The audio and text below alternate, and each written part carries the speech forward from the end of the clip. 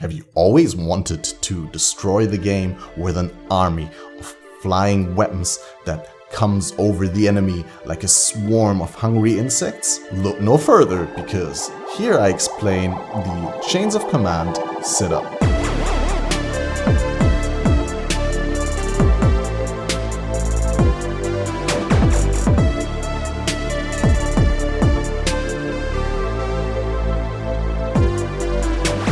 Hi guys, Catmaster with another video. Today we want to talk a little bit about the Chains of Command build that I've been playing on the side next to my Juggernaut, which is still alive by the way, and we're going strong towards the level 97. And we're gonna do all the endgame stuff soon enough on that build.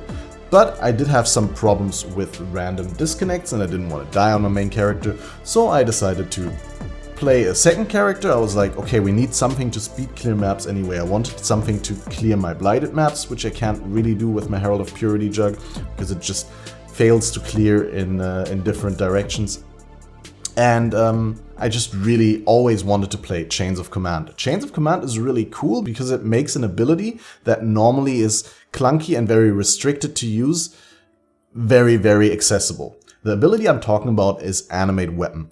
Animate Weapon is an ability that allows you to summon a weapon that is lying on the ground, like an actual dropped item, as long as it's identified and as long as its item level is below a certain threshold that depends on the gem level. It allows you to summon these as minions in combat that will then fight for you. But a big problem with Animate Weapon builds is that normally you can't play them in places where items don't drop, such as Delve, where you don't drop items until the very end, or Incursion, where items don't drop.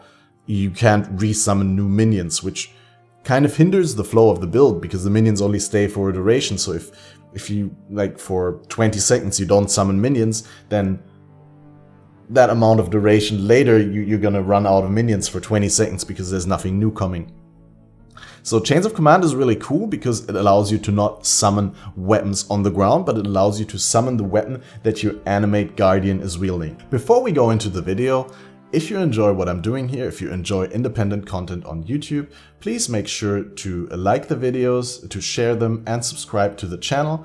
YouTube is consistently making changes to the algorithm that benefit large corporations over small independent content creators, and while some of my videos take off and get several thousand views, other videos that I spent hours making will not exceed 1,000 views because YouTube refuses to promote them. If you want more elaborate build guides, more elaborate explanation videos, that's the way that you can do it. I thank you for your continuous support and I welcome all the new subscribers to the channel. Animate Guardian is an ability, a minion ability that allows you to summon a minion with items from the ground, right? So you throw items on the ground and you summon a guardian that equips these items and benefits from all the stats on the items. The only problem is it's only one minion and he's slow, he doesn't have special abilities, just single attack. And normally people use the Animated Guardian for items like the Dying Breath Staff or the Kingmaker Axe that allows allies that are nearby to have certain benefits. So you only use the Animate Guardian as a sort of stat buff minion that runs around and grants a buff to all nearby enemies. But in this build, the Animate Guardian is actually crucial because Chains of Command allows me to summon the Guardian's weapon. So whenever the Animated Guardian kills an enemy, it triggers a level 20 Animate Guardian's weapon. Animate Guardian's weapon is a slightly modified Animate Weapon skill, so it does count as Animate Weapon, which allows me to use a helmet with the Animated Weapons enchant, and that affects the animated weapons because it's technically the same ability, but it's a modified version of the ability that only summons the Animated Guardian's weapon. You also, in addition to that guaranteed trigger, you get a 10% chance to trigger a level 18 Animate Guardian's weapon when animated weapons kill enemies. So you're not running out of weapons, but you know, the more weapons you have, the lower chance it is that you trigger another weapon, and only the Guardian himself guarantees to summon the weapons. On top of that, this chest piece grants splash damage to surrounding targets, which is really, really cool because that allows you to not use the melee splash support gem. And because the Animate Guardian's weapon ability is granted by the chest piece, that means that the chest piece itself does not need to be 6-linked for the support gems socketed in the chest piece to affect the ability. Which means not only does it grant the splash, but it also doesn't need a skill gem in a 6-link, meaning that it's effectively a 7-link because I use 6 support gems and we get 1 ability on the chest piece. So that's really, really cool.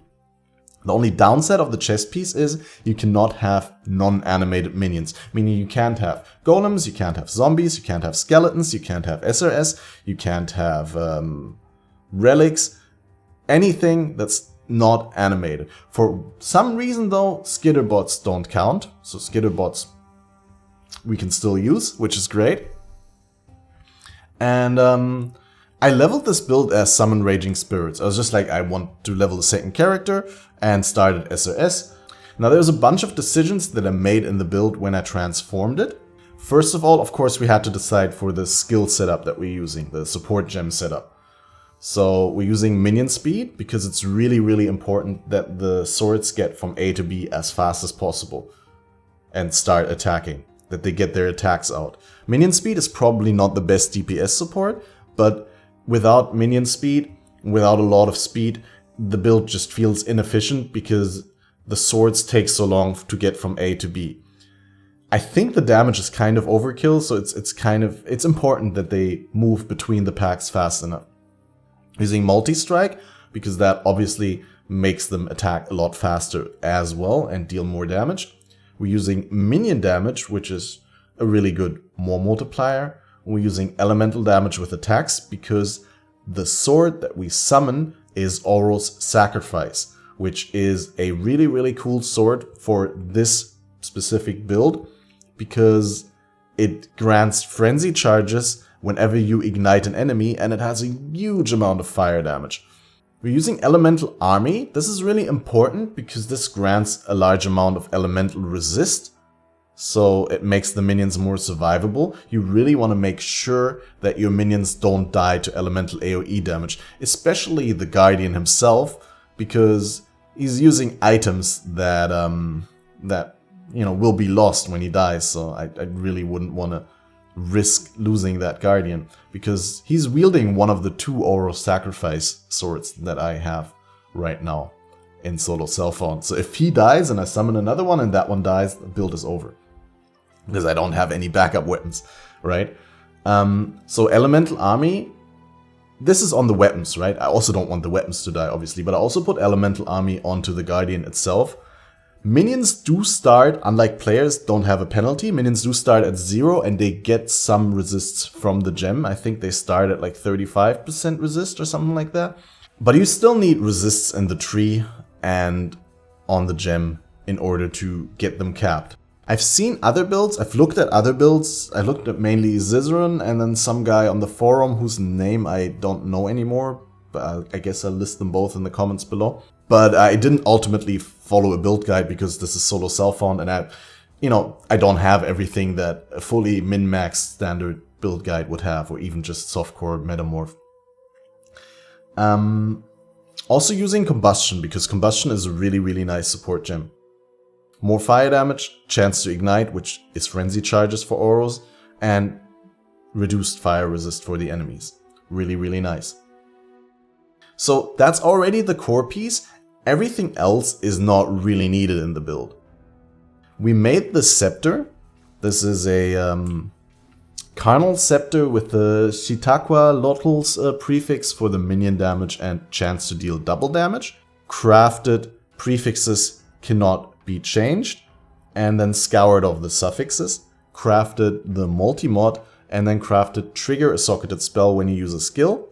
And minions have increased attack and cast speed, which is probably not even as good. Like, this cost me 4 exalts to make, because 2 exalts for the prefixes cannot change, then scour, and then another 2 exalts for the 3 crafted modifiers. But hey, I mean, it's really nice. I'm probably not gonna have to replace this. I've seen Zizaran uses a Convoking Wand that has minion resists, so I suppose Zizaran's minions are weakness capped, and that's one problem I have if elemental weakness is being cursed. I think my minions could die really, really fast. So you got to be careful with Necros, and we're gonna have to look to get some sort of overcap on the resists. I put the Guardian in my +2 minion gem gloves. This is really great. On my previous build, I found these +2 minion gloves. They're amazing. They have resists, and I could craft life. I had to open up a prefix for that, but hey, +2 minion gems. And we're using the Guardian in that with Feeding Frenzy, Elemental Army, and Minion Life. Feeding Frenzy because the Feeding Frenzy buff is global, right? So when the Guardian procs the 25% chance to grant Feeding Frenzy and the Summoner gets Feeding Frenzy, then that means all the minions benefit. Feeding Frenzy is a buff that grants 10% more minion damage, 10% minion movement speed, and 10% minion attack and cast speed, which is global. Of course, the minions linked to the Feeding Frenzy support have an additional 15% more multiplier while you have Feeding Frenzy, but Feeding Frenzy does not need to be on any specific minion for that minion to benefit off of the Summoner having the Feeding Frenzy buff. The rest of the items are pretty much just what I had. I had this amulet with an additional curse, so we apply not only elemental weakness on hit with Stormbrand, which also allows me to utilize elemental equilibrium, so it reduces enemy fire resist, but also we curse flammability in the trigger scepter, meaning that if we cast a couple of times, flammability will go off after Desecrate and Flesh Offering. Trigger a socketed spell when you use a skill on your scepter is really, really cool because it allows you to automate, right? You don't need to think. Like, all my playstyle is zooming around, convoking, using Convocation for my minions to catch up, and then using Stormbrand to debuff enemies. And that's pretty much all I do in the build. Every once in a while I use Molten Shell in order to shield myself from incoming damage, and when I do a Metamorph, obviously I use my Granite Flask, use the Molten Shell and the Val Molten Shell for a more than 20 seconds shield of like 10k EHP, I think. Or even more, I don't know where I am right now with my armor, but it's really nice. I don't want this video to get too long, so I'm quickly just gonna go over the other gear. Ant's Heritage is really nice if you don't generate endurance charges because it gives you max stress, but it also has a nice chunk of life, unlike Sapphal's Frame, which I was considering to use because it has nice max stress, but Sapphal's Frame makes you unable to block attacks, and it also doesn't have life, so Ant's is very nice if you can prevent getting endurance charges. I crafted an Unset Ring with minion movement speed and some resists. We're using this Amethyst Ring, which we're going to replace with an Unset eventually, so we can use more support gems. But right now it's just gonna be like that. And we're using 35% movement speeds with a Region Enchant, a generic Stygian Vice with some life, some resists. You could play this as a Necromancer, which is really good, or you could play it as a Guardian. I personally decided to go the middle way and go with a Scion, because a Scion allows you to get both the offering skills affecting yourself, as well as Onslaught permanently, as long as you have at least 5 nearby allies, which you do have most of the time. In addition to that, we are able to start from the Templar start point, which saves some points going into the tree from the Scion, because we didn't really want the mana nodes here. We stretch from the Witch, from the skill effect duration minion cluster, all the way down here to Soul of Steel and Bloodless. Make sure to pick up both skill effects duration, as skill effect duration is crucial in this build and generally helps the utility by extending the duration of, for example, the Val Molten Shell buff. For the animated Guardian, we used Oros Sacrifice, like I said. We also used a chest piece with the crafted mod gain up to 10% of life as maximum energy shield, because the Guardian does have a lot of life. My Guardian currently at level 19, gem level, in the +2 gloves with the minion life support has 36,000 life. So only if he only gets 10% of that life as extra energy shield, that's 3,600 energy shield, which is really, really good and protects the Guardian from dying.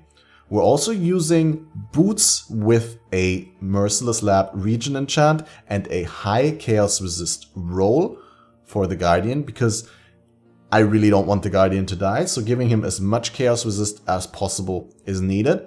And I also gave him a pair of gloves with flat fire damage against burning enemies.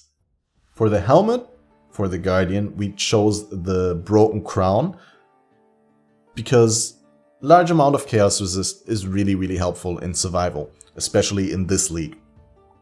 Most people though would go for a Mask of the Stitched Demon, which is the upgraded version of the Mask of the Spirit Drinker, which I do have. I just don't have the vial that you need to upgrade it. However, that helmet grants the Guardian a percentage of life regenerated per max energy shield that the Guardian has. And it also, I think, sets the energy shield to 0, but the sacrifice of the energy shield allows the Guardian to have a really high amount of regen, which makes him more resilient against incoming damage. Later on, it will be beneficial to get an Oros sacrifice with a Resolute Technique Corrupt. That way I would be able to drop the minion accuracy and get the survivability instead. I should probably try that, but I haven't tried it yet. So the way that this build plays is you come into a map, right? And at first you only have your animated Guardian. So I try to, use my Storm brand to debuff enemies, and I'm trying to let the Guardian get some easy kills early on the white pack, so we spawn some weapons. And as the first weapons are spawned, the build becomes a lot better and better and better, and towards the middle of the map we build up a lot of momentum. And typically I'll try to go do the boss when we're at the peak momentum, and I'll also try to do the metamorph in the map before that momentum falls off too much. Because obviously the faster you kill things, the less risk is involved. And with this build you can kill really fast. Currently we're only able to do yellow map metamorphs. I think in red maps I would run the risk of my stuff dying. There is one thing that you really want for higher maps with this build, and that's the Gluttony of Elements amulet. Blood of Corruption is a unique amulet that you can only get by corrupting the unique amulet Tear of Purity. It's one of the corrupt outcomes that it turns into the unique amulet Blood of Corruption. By the way, this unique was designed by Chris Wilson himself. Blood of Corruption grants you Gluttony of Elements, which is basically the Val version of Purity of Elements. So it's basically Val Impurity of Elements, which allows you to heal off of elemental damage for the duration rather than taking elemental damage, which is obviously really good for your animated weapons and all your minions, and of course for your summoner as well. So if you can get that, that is perfect. Because I don't have it, I'm using a +1 curse amulet. It's not really needed, but I like the idea of having dual curse against certain bosses, and it does help a lot against the metamorphs in the yellow maps. But ultimately I would have to invest more into survivability so that the build doesn't die. Or, I mean, the Guardian, that's the important thing, right? Another thing that I really need and that I can't get right now is Grave Intentions, which gives another 10% max life as energy shield, which obviously goes a long way granting survivability to the Guardian. However, I wasn't able to path here yet, and I can't anoint my amulet because it's corrupted, so that's definitely a goal for the future amulet. So I hope you enjoyed this little explanation of the build. If you want to make your own, like I said, is really easy. Just you need that 6 socket chains of command. Everything else kind of falls in place. Make sure you only transition into the build after you've done leveling through the acts and finished your labs, because Animate Weapon doesn't really work against the lab content, because in Exile, that's a new zone, you won't be able to spawn any animated weapons, unless of course there's ads. But I recommend to just finish the story and finish the game, the labs, with SRS, and then using this build for mapping. If you have any questions about the build, feel free to come over to my stream at twitch.tv/CatmasterOP. I stream every Tuesday, Thursday and Saturday at 4:20 Central European Time.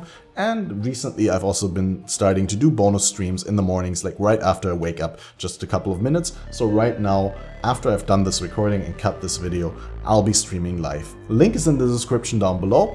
Thank you for liking and subscribing to the channel, and I'll see you in the next video.